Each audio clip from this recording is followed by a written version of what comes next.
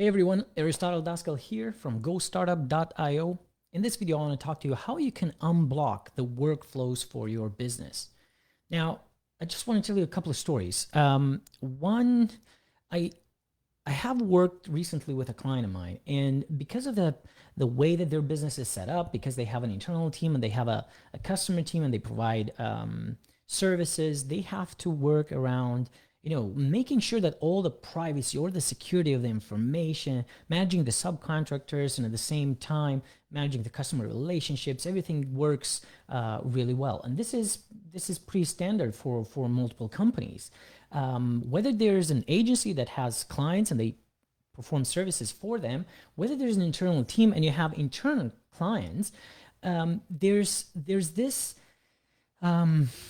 blocker many times, or maybe the companies don't see it as a blocker, but in reality, it does become a bottleneck into the productivity and efficiency of the teams because people do not work together. People don't communicate. Work happens in silos, and there's someone always in the middle that has to pass word from a team to another team, pass word from internal team to the client. There's always someone in the middle. Now, this is a huge bottleneck.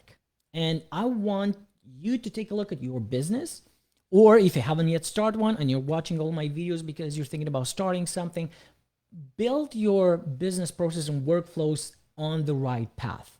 What does that mean? That means try to start connecting people in your company so that if there's two teams that work together, you don't have to be in the middle. There doesn't have to be a manager that bounces the ball between teams and just raises, requests and then clarifies and then goes back with estimations and then goes back to the other internal client or to the other external client.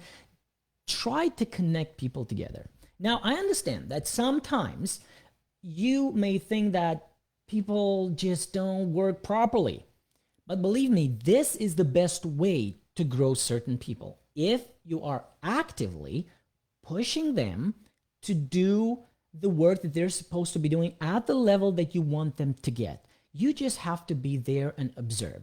So this is my suggestion, my recommendation for you. If you have certain situations like this, where you put yourself or a different manager in the middle of the work, and you have to, or that manager has to always pass information from team to another team, and the only thing that mainly that person is doing is passing information back and forth, you have to identify if there's something like that and start planning for removing that person, removing that role, and changing the process in itself. What that means is that you have to have a process in which the team or the person that is providing something that a different team or client is expecting to get, you need to connect these two together. There should not be someone in the middle that constantly is looking over, passing that information.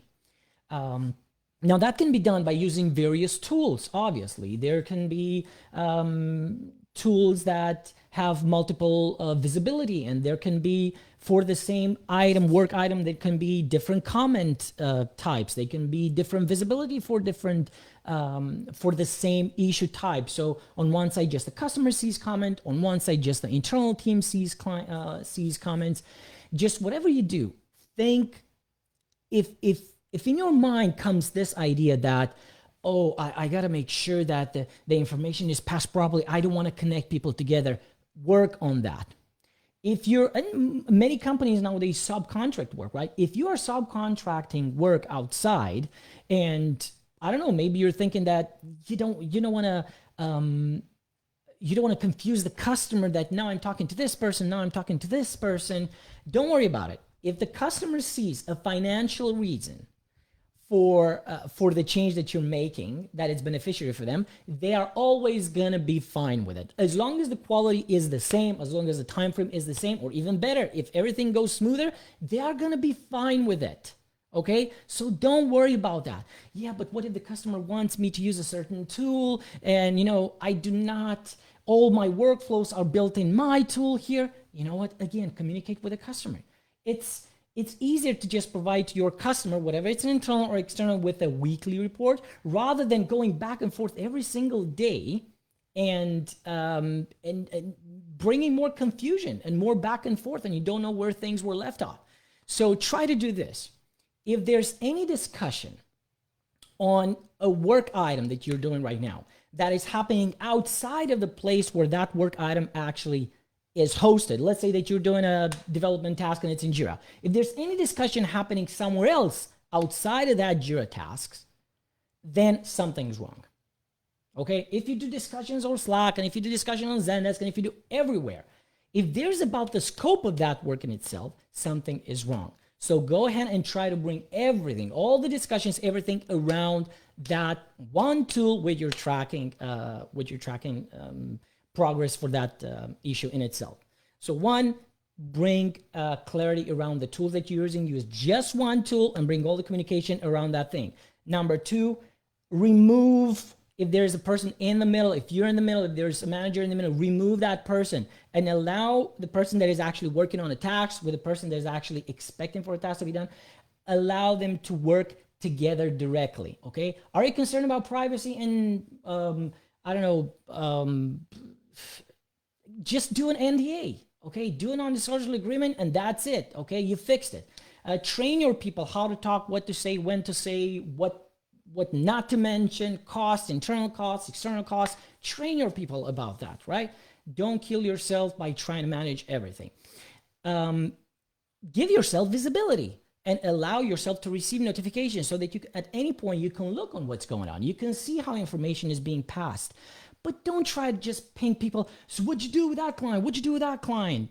Don't use external other tools. Go in the task itself, put a comment, ask for an update, or look yourself in a Kanban board view or something and see how the progress transitions. And I did a video a while ago about what is the best way to do task management. And I was explaining that having a board view, when you see the progress of a task going from one stage to another one, that's the most clear way for you to get status. So what I'm trying to train you here is how to remove yourself, how to not become yourself a bottleneck.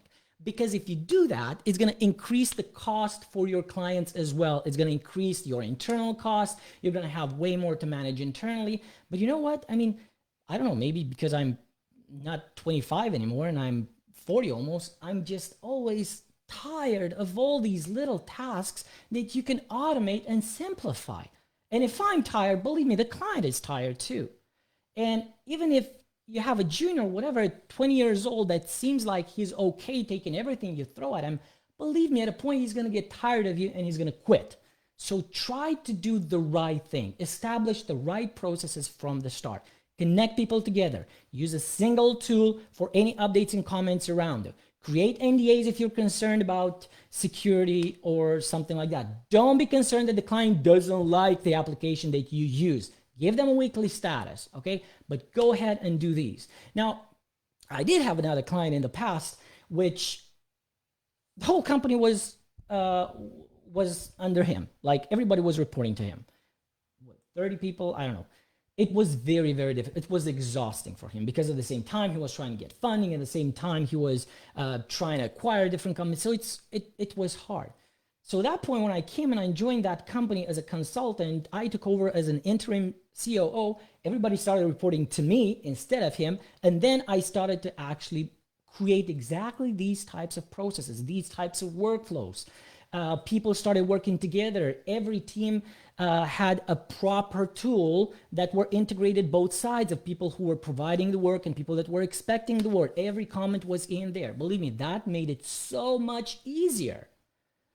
That founder did not ever continue even to manage the development team, and I was able to remove myself out of it itself. So it's that easy, but do that initial step. It's just a mindset as well. If you're focused just on saving little things, you're gonna miss how you can win the big things. Okay. Yeah, I think that's it. And again, don't be concerned about the client. If you're saving them money, and if you still have the same amount of quality, time, clarity for them, they're always going to be okay with it. Go ahead, unblock your workflows, follow these steps. If you've got any questions, feel free to book a call at gostartup.io/call. or maybe you're going to see a link under this video. Looking forward to help you. We're going to hop on a call, see where you need help, and if you're a good fit, maybe we're going to work together. Thank you very much. Have a great day. Bye-bye.